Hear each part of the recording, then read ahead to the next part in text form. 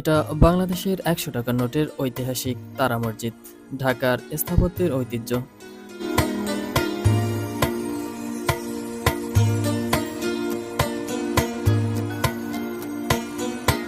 বাংলাদেশের ইতিহাস ও স্থাপত্যের প্রতি সম্মান জানিয়ে বাংলাদেশ ব্যাংক ১০০ টাকার নোটে এই ঐতিহাসিক মসজিদের ছবি সংযুক্ত করেছে।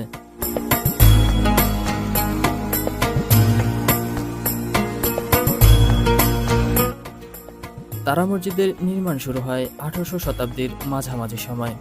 ১৯২৬ সালে ধনাঢ্য ব্যবসায়ী আলীজান ব্যাপারী মসজিদটির সংস্কার করেন এবং তারকাখচিত মোজাইক যুক্ত করেন।